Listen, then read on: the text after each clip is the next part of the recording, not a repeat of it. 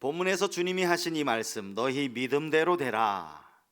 이 말씀은 우리에게 참 익숙한 말씀이면서 동시에 우리의 삶에서 믿음이 얼마나 중요한가 하는 것을 교훈하는 그런 말씀이라고 하겠습니다. 마태복음 8장에 병든 하인을 고쳐달라고 예수님을 찾아온 백부장이 있었죠. 예수님께서 가서 고쳐주겠다라고 그렇게 말씀을 하셨는데 백부장이 이렇게 말합니다. 오실 필요 없습니다. 다만 말씀으로만 하옵소서. 그리하면 내 종이 낫겠사옵나이다. 이 말을 들은 주님께서 오늘 본문과 비슷한 말씀을 하셨는데 그것이 마태복음 8장 13절 말씀입니다. 예수께서 백부장에게 이르시되 가라, 내 믿은 대로 될지어다 하시니 그 즉시 하인이 나으니라. 백부장의 하인이 병에서 나올 수 있었던 것이나 오늘 본문에 등장하는 이 두 사람, 시각장애를 가진 이 두 사람의 눈이 밝아질 수 있었던 것, 사실 이것 주님이 고쳐주신 것 아닙니까? 주님의 선언으로 인하여서 고침받은 것 아니냐고요. 주님의 능력이 그들을 낫게 하셨고 주님께서 그들의 눈을 뜨게 하신 것 아닙니까? 그런데 주님은 이것이 너희의 믿음 때문이라고 말씀하고 계시는 거예요. 그만큼 믿음이 중요하다라는 말씀이죠. 공생애를 시작하시면서 주님은 줄곧 제자들을 보시면서, 무리들을 보시면서 때로 믿음이 적은 제자들을 향하여 책망하셨습니다. 그리고 믿음이 큰 자들 보고는 주님이 놀라시며 칭찬도 하셨죠. 오늘 본문부터는 이제 주님이 더 적극적인 차원에서 이렇게 말씀을 하시는 거예요. 너희의 믿음이 결과로 나타난다, 이 말씀을 하고 계시는 겁니다. 사실 믿음이라는 것, 이것은 아직 이루어지지 않은 일에 대해서 우리가 확신한다든지 또 우리가 기대한다든지 우리가 신념을 갖는 것 아닙니까? 그런데 그 믿음이 현실로 되어진다라는 그런 의미입니다. 그러니까 여러분, 믿음대로 된다라는 이 말은 사실은 얼마나 놀라운 말씀인지 모릅니다. 그렇다면 과연 주님께서 오늘 이 두 사람에게서 보신 그 믿음, 놀랄 만한 그 믿음이 무엇인가, 오늘 본문을 통해서 한 두 가지로 함께 생각해 보기를 원합니다. 그러면서 동시에 우리 자신의 믿음을 한번 돌아볼 수 있는 그런 계기가 되면 좋겠습니다. 이들이 가지고 있었던 첫 번째 믿음, 그것은 예수님의 메시아 되심을 믿는 믿음이었습니다. 자, 본문 27절 말씀을 다시 한번 보시겠습니다. 예수께서 거기에서 떠나가실새 두 맹인이 따라오며 소리질러 이르되 다윗의 자손이여 우리를 불쌍히 여기소서 하더니, 본문에 등장하는 이 두 맹인, 앞을 보지 못하는 장애를 가진 그들이 외치는 소리 중에는 우리를 불쌍히 여겨달라는 외침이 있었습니다. 앞을 보지 못하고 시각 장애를 가지고 살아간다는 것, 여러분, 그 삶 자체가 얼마나 불쌍한 삶이겠습니까? 앞을 보지 못하니 무슨 일을 할 수 있으며 어떻게 경제적으로 삶을 영위할 수 있었겠습니까? 그러니 그들은 삶도 많이 어렵고 궁핍했을 거예요. 주님, 우리를 불쌍히 여겨달라는 이 간절한 애원이 담겨 있습니다. 그런데 사실 주님의 귀에 물론 그 소리도 들렸지만 그보다 더 크게 들린 소리가 있어요. 그게 뭐냐 하면 예수님을 향하여서 다윗의 자손이라고 부르다는 거예요. 다윗의 자손. 복음서에는요, 예수님을 부르는 다양한 호칭들이 기록이 되어져 있습니다. 신약 성경에 예수님을 부르는 가장 많이 사용된 호칭이 여러분 뭐일 것 같습니까? 주여, 그죠? 주님이라는 호칭입니다. 헬라어로 이 큐리오스라고 하는 이 단어가 신약에만 약 700번이 넘도록 그렇게 사용이 되었습니다. 마태복음 8장에 나오는 나병 환자, 또 백부장도 예수님을 가리켜서 주여라고 불렀습니다. 사실 이 호칭은 단순히 어떤 주인이라는 그런 의미로 사용되기도 하고 상대방을 높여 부를 때에 그렇게 사용되는 호칭이기도 합니다. 당연히 예수님께만 사용되었던 호칭은 아니었습니다. 뿐만 아니라 제자들 가운데 어떤 사람은 예수님을 선생님이라고 부르기도 했습니다. 마가복음에 보면 제자들이 예수님을 선생님이라고 그렇게 부릅니다. 선생님이라는 표현이 다른 사람을 가르치는 교사를 부를 때 사용하는 표현 아닙니까? 학생이 가르치는 교사를 향하여 선생님 이렇게 부르는 겁니다. 사실 주님이라는 표현이라든지 선생님이라는 이런 표현을 주님은 한 번도 부정적으로 말씀하신 적이 없습니다. 오히려 제자들과 마지막 만찬을 나누시면서 그들의 발을 씻어주시면서 주께서 이런 말씀을 직접 하셨거든요. 요한복음 13장 14절 말씀이요, 내가 주와 또는 선생이 되어 너희 발을 씻었으니 너희도 서로 발을 씻어주는 것이 옳으니라. 사람들의 호칭에 예수님을 부르는 주님, 선생님이라는 호칭을 주님이 반대하지 않으셨어요. 그것을 인정하셨다라는 것이죠. 하지만 어느 누구도 예수님을 다윗의 자손이라고 부르지는 않았습니다. 적어도 이 시간까지 말이죠.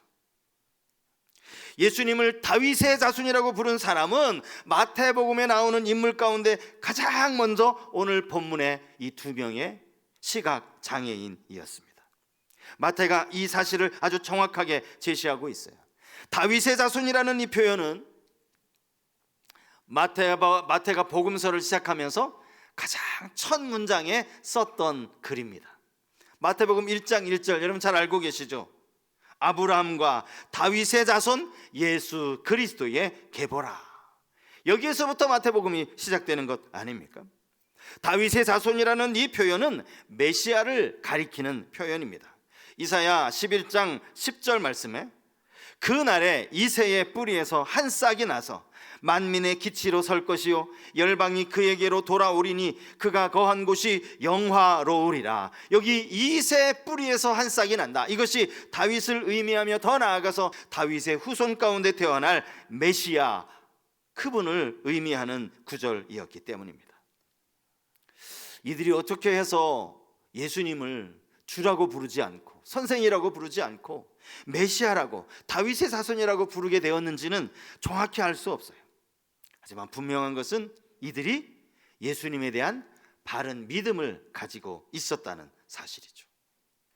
예수님은요, 어쩌면 이들의 이 당신을 부르시는 이 호칭을 듣고 놀라셨을지도 몰라요. 이들이 어떻게 나를 이렇게 부를 수 있나? 예수님에 대해서 우리가 가져야 하는 바른 믿음이 저는 바로 이것이라고 생각합니다. 때로는 우리의 필요를 따라서 예수님을 다르게 부를 수도 있습니다. 우리가 육신의 연약함으로 고통을 당할 때 우리는 예수님을 생각하며 치료자 되시는 예수님을 찾습니다. 우리의 연약한 것을 친히 담당하신 그 주님을 생각하며 예수님의 이름을 부르는 것이죠. 나병 환자를 고치시고 나면서부터 걷지 못한 사람을 고치시고 38년 된 병자를 고치신 주님을 생각하며 주님 저를 고쳐달라고 그렇게 주를 찾을 수 있다는 거예요. 그런가 하면 경제적인 어려움에 처하게 되었을 때 우리는 오병이어의 기적을 베푸신 예수님을 생각하죠. 벳세다 광야에 남자 장정만 5천 명이었으니까 대략 다 합치면 거의 2만 명가량이나 되는 그 수많은 사람들에게 보리떡 5개와 물고기 2마리를 가지고 거기 모인 모든 사람들이 다 배불리 먹었다라고 그렇게 말씀하고 있어요. 하나님, 우리 가정에 오병이어에 역사하셨던 그 주님이 역사해달라고. 경제적인 어려움을 겪는 분들은 그 주님을 생각하며 주님을 부를 것 아닙니까? 하지만 정말 우리가 가져야 하는 가장 기본적인 믿음은 약속하신 대로 이 땅에 메시아로 오신 예수님이라는 사실입니다. 메시아는 다른 말로 하면 그리스도이죠. 메시아는 히브리어고요, 그것을 헬라어로 바꾸면 그리스도가 되는 것입니다. 기름 부음을 받은 자, 우리의 죄를 위해서 당신 자신이 스스로 십자가에 못 박혀 희생 제물이 되시는 완전한 제사를 드리신, 그래서 우리의 구원자가 되신 예수님, 그분을 찾는 믿음 말입니다. 마태복음 16장에 보면 예수님께서 제자들에게 이렇게 물으시는 장면이 나오죠. 너희는 나를 누구라 하느냐? 예수님의 이 질문은요, 너희는 나에 대해서 어떻게 생각하니? 그런 질문이 아닙니다. 당신은, 우리 선생님은 참 따뜻한 분이세요. 우리 선생님은 참 사랑이 많으신 분이세요. 그런 것을 묻는 질문이 아니었더라고요. 내가 어떤 존재라고 알고 있는지, 어떤 존재로 믿고 있는지 존재를 묻는 질문이었습니다. 그리고 우리가 잘 아는 베드로, 그가 아주 멋있게 신앙 고백을 하지 않습니까? 마태복음 16장 16절 말씀이죠. 시몬 베드로가 대답하여 이르되 주는 그리스도시요 살아계신 하나님의 아들이시니이다. 예수님이 누구인지를 너무나 분명히 알고 있었던 그리스도라는 말, 메시아라는 말, 다윗의 자손이라는 이 고백을 주님이 듣고 주님은 기뻐하셨어요. 그의 신앙 고백 위에 내 교회를 세우겠다라고 말씀하셨습니다.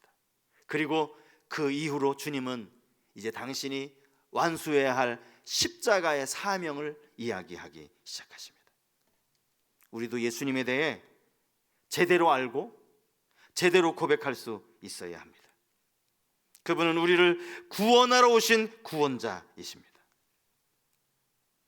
가만히 생각해 보면요, 오늘 이 본문에 등장하는 이 시각 장애를 가지고 있었던 이 두 사람, 결국 예수님에 의해서 눈이 밝아진 이 두 사람이 과연 그 이후에 어떠한 삶을 살았는지, 사실 성경에는 그에 대한 기록이 없어서 우리가 정확하게 알 길은 없어요. 하지만 우리가 확신할 수 있는 것 하나 있습니다. 그들이 단지 예수님을 내 병을 고쳐주실 의사로 여겼다면 자기들이 병이 고침받고 난 이후에 예수님을 더 이상 따를 필요가 없었을지도 모릅니다.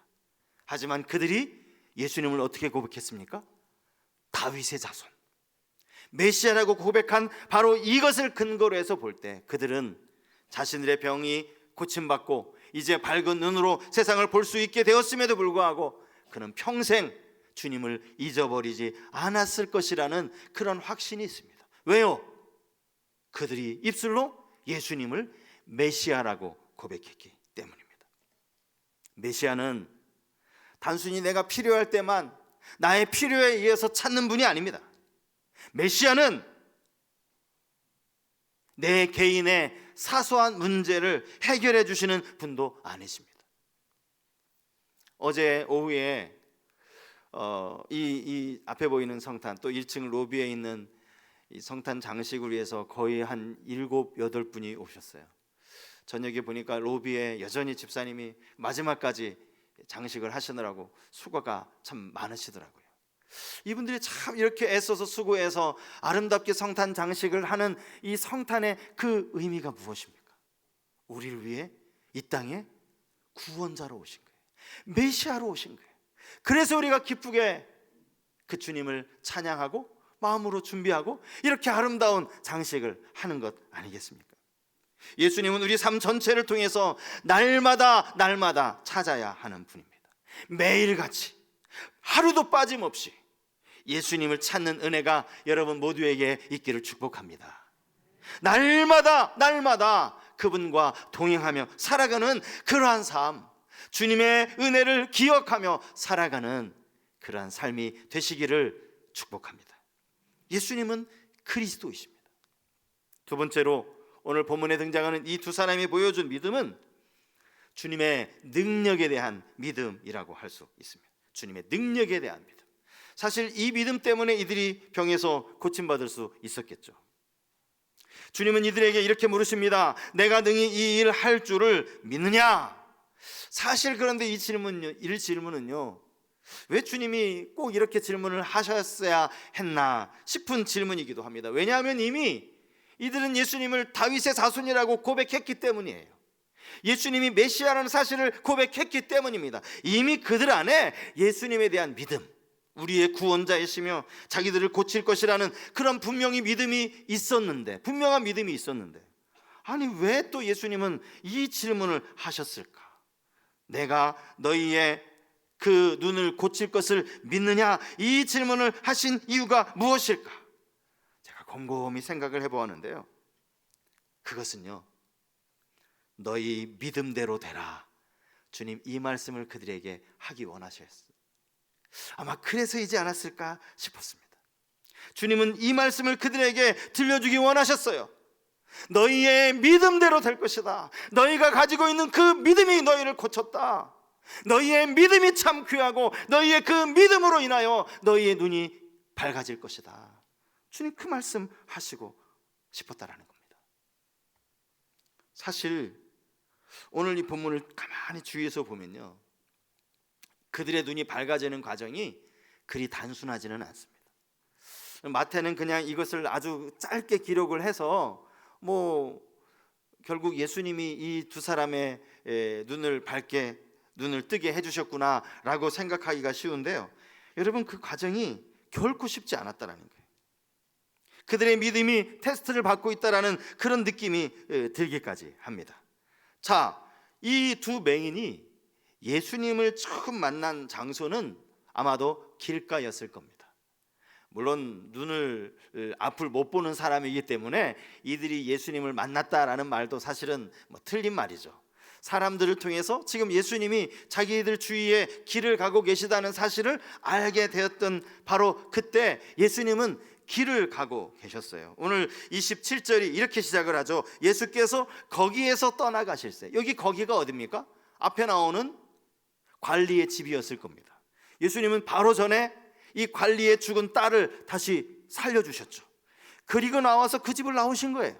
나오셔서 예수님은 어딘가를 향해 가고 계셨습니다. 한 집에 들어가기 위해서 그 방향을 향해서 가고 계셨다라는 것입니다. 예수님 앞에 이들이 소리를 질렀어요. 다윗의 자손이여, 우리를 불쌍히 여기소서. 소리를 들었습니다. 예수님 분명히 놀라셨을 거라고 제가 말씀을 드렸어요. 그런데 문제는 예수님이 그 소리를 분명히 들으셨을 텐데 아무런 반응을 보이지 않으신다는 거예요. 아무런 행동도 취하지 않으십니다. 그리고는 28절에 그냥 곧장 집에 들어가셨다라고 성경이 기록하고 있습니다. 이 과정 중에 예수님은요, 앞에서 보았던 모습과는 전혀 상반된 모습을 보여주고 계시는 거예요. 여러분, 바로 앞에서 예수님은 한 관리의 딸이 이미 죽었다고 했어요. 그 죽은 딸에게 손 얹어서 살려달라고 했어요. 그런데 예수님 그 관리의 집에 그와 함께 가고 계셨습니다. 혈루증으로 고통을 당하고 있던 한 여인이 예수님 겉옷가를 만졌을 때 예수님은 그 자리에 멈춰 서셨어요. 그를 돌아보셨습니다. 그리고 딸아, 안심하라, 얼마나 다정하게 말씀하셨습니까? 아니, 그런데 지금 앞을 보지 못하는 맹인이 절규하듯이 나를 불쌍히 여겨달라고 그렇게 말씀하시는데 예수님 못 들은 척 하시는 거예요. 집으로 들어가셨어요. 여러분, 얼마나 다릅니까? 예수님의 모습이 얼마나 차갑습니까?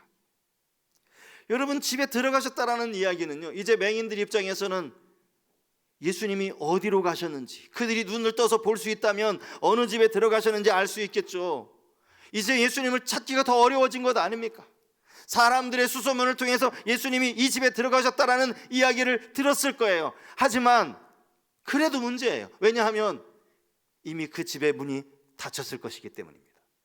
이들이 예수님 들어가신 그 집의 문을 두들겨야 했기 때문이라는 거죠. 문을 두드리면 예수님이 반갑게 그 두 사람을 맞아주셨을까요? 그러실 분이라면 왜 예수님을 향하여서 불쌍히 여겨달라고 할 때 왜 외면하셨겠어요? 외면하셨을 리가 없죠. 여러분, 요한복음 9장 2절에 보면 이런 말씀이 나옵니다. 제자들이 물어 이르되 랍비여, 이 사람이 맹인으로 난 것이 누구의 죄로 인함이니까? 자기니까? 그의 부모니까? 이것은 당시에 많은 사람들이 보편적으로 가지고 있었던 편견이죠. 편견. 누가 맹인이 됐어요? 시각장애인이 됐습니다. 그러면 사람들이 하나같이 생각하기를 저 사람이 분명히 죄를 지었거나 아니면 그 부모가 죄를 지어서 그에 대한 결과로 하나님의 징계로 하나님의 증거를 받아서 눈이 멀게 된 것이다. 물론 이게 주님이 이 시각을 교정해 주셨지만 당시의 사람들이 대부분 이런 사고방식을 가지고 있었다는 거예요. 그러니 여러분, 만약에 이 집이 누구의 집인지도 사실 정확하게 몰라요. 마태 집이었을지 아니면 가버나움에 예수님이 주로 생활하시던 집이었을지, 아무튼 그 집주인이 나왔을 때 여러분, 이 앞 못 보는 이 두 사람, 더군다나 행색이 얼마나 초라했겠습니까? 경제적으로 궁핍한 삶 가운데 냄새도 나지 않았겠습니까? 그들을 반갑게 맞이했겠습니까? 이 앞도 못 보는 것들이, 아니 무슨 죄를 지어서 이렇게 하나님의 무서운 벌을 받아서 앞도 못 보는 장애인들이 왜 내 집에 문을 두드리냐고 발로 걷어차지는 않았겠습니까?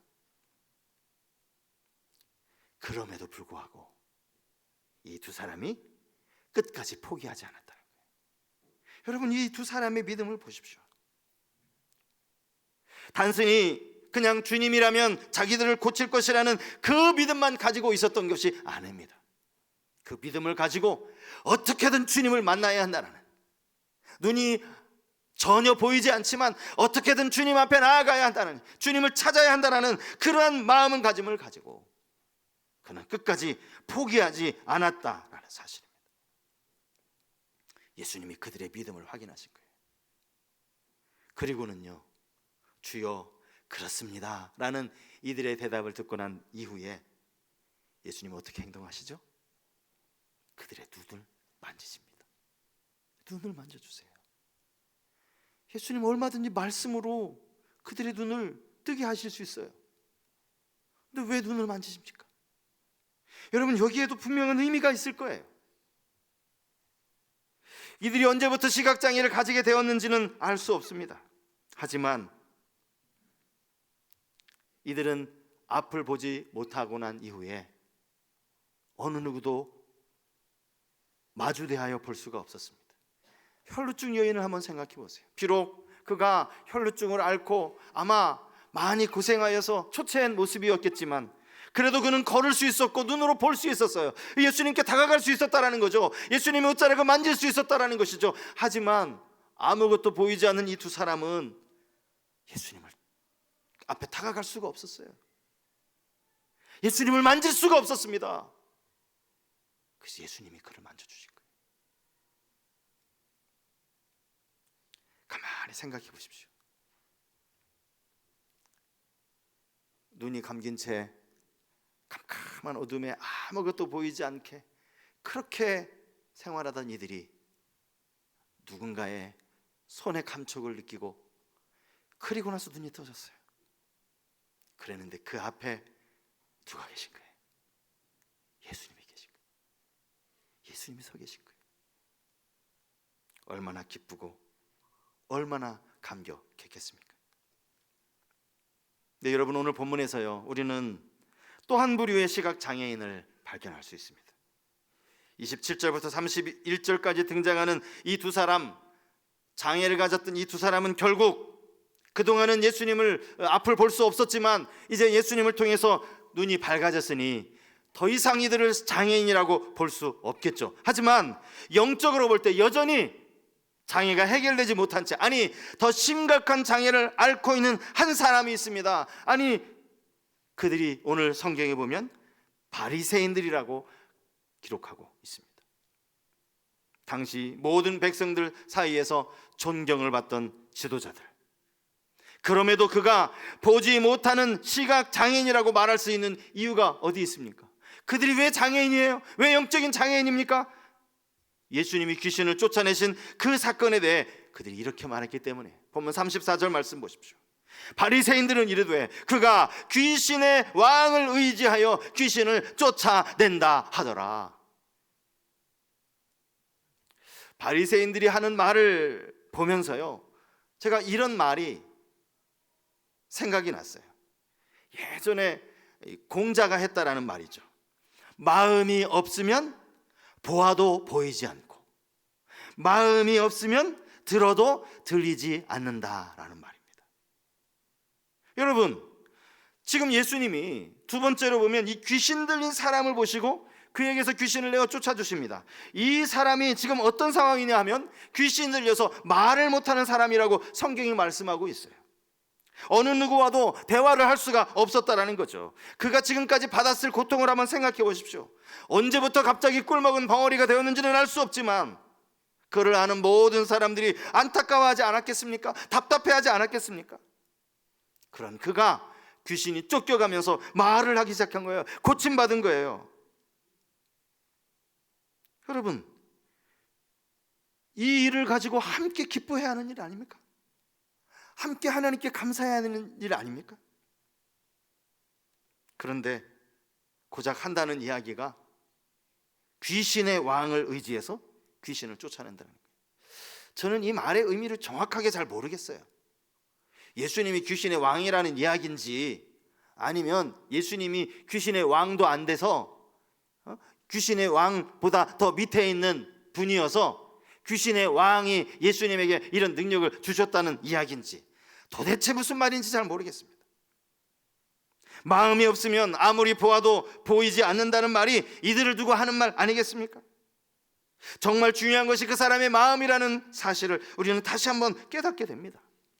가끔요, 전도를 하다 보면 그런 말씀하시는 분들이 계시죠. 뭐 도대체 하나님이 살아계신 걸 내가 봤어야지, 하나님 살아계시다는 증거를 내가 좀 봐야 믿겠다라고. 예수님이, 예수라는 분이 나를 위해 십자가 지신 사실을 내가 그걸 증거도 없이 어떻게 믿느냐고 말이죠. 하지만 여러분, 과연 그들에게 증거를 보여주면 그들이 믿을까요? 한번 곰곰이 생각해 봐야 될 문제입니다. 바울이 로마서 1장 20절 말씀에서 이렇게 이야기합니다. 자, 로마서 1장 20절 말씀이요, 창세로부터 그의 보이지 아니하는 것들 곧 그의 영원하신 능력과 신성이 그가 만드신 만물에 분명히 보여 알려졌으니 그러므로 그들이 핑계하지 못할지니라. 무슨 말입니까? 하나님이 살아계시다는 증거가 왜 없냐라는 거죠. 온 그분이 창조하신 이 모든 피조물들이 하나님의 살아계심을 증거하는 것 아니냐는 겁니다. 문제는 증거를 못 봐서가 아니라 마음이 닫혀 있다라는 거예요. 오늘 믿음대로 되라라는 이 주님의 놀라운 말씀, 이 감격적인 이 말씀으로 이들의 믿음을 생각해보고 또 우리의 믿음에 대해서 한번 돌아보는 시간을 가졌습니다. 예수님을 단순히 그냥 내 인생에서 만나는 이런저런 문제들을 그냥 해결해 주실 그런 분으로 믿고 있다면, 다시금 우리 안에 메시아 되시는, 다윗의 자손으로 우리를 구원하시는 구원자가 되시는, 그리스도가 되시는 그분을 날마다 고백하는 우리 성도님들 되실 수 있기를 바랍니다. 죄의 문제, 영혼의 문제, 죽음의 문제를 해결하러 오신 분이 바로 메시아이신 그분이라는 사실을, 그리고 그분을 향한 흔들림이 없는 믿음으로 살아가는 우리 모든 성도님들 되실 수 있길 바랍니다. 여러분, 믿음 흔들리지 마십시오. 이 앞을 보지 못하는 이 두 사람의 시각장애인들이 끝까지 굴하지 않고 예수님 앞에 나아갔던 것처럼 우리에게도 어떤 어려움과 어떤 난관 앞에서도 흔들리지 않는 믿음으로 그렇게 주님 앞에 나아가는 우리 모든 성도님들 다 되실 수 있기를 주님의 이름으로 축복합니다.